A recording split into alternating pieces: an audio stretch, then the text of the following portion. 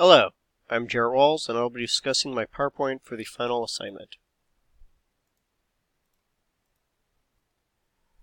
The first thing I will discuss is the types of learners in the hidden curriculum.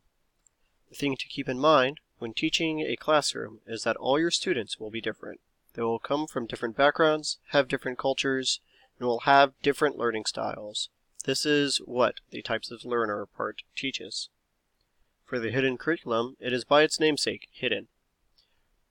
It is the dangers of following the generic teaching style too closely, as when you do that, you are no longer teaching your class, the state is teaching them instead.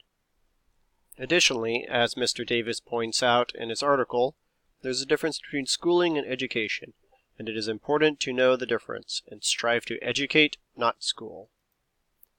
The learning process, the concepts of space, place, and material culture is the next piece. These are all kind of similar, so I'll just be referencing material culture as all of them.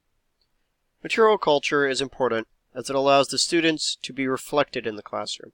It's important to personalize the classroom as a class, to bring in items that make the classroom feel as diverse as the class is.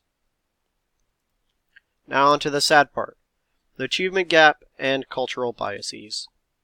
Achievement gap is the gap between white and minority students in grades, and one of the reasons for this gap is cultural biases. It is important to make the student feel welcomed and equal to any other student in the class. So removing cultural biases, stereotypes, and general meanness of any kind is key to this. To shorten the achievement gap, it is important to give students the self-confidence and skills to feel like they can succeed in the class.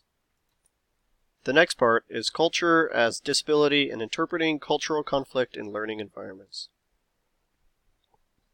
Being raised my only one culture, understanding and viewing the intricate details of another's culture may seem weird at first. It is important to keep an open mind when dealing with other cultures.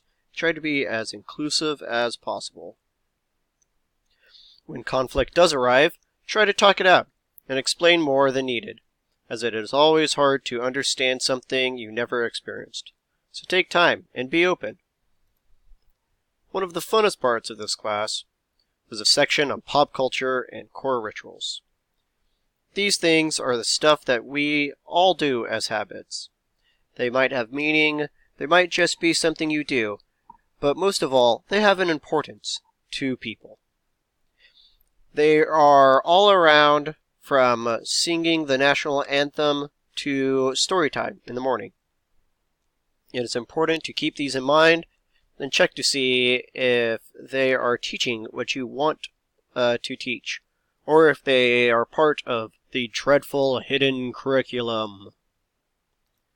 The final part of this PowerPoint is being culturally responsive in your teaching. To be culturally responsive, it is important to take all that is taught in this course and use it. Make sure that it is used.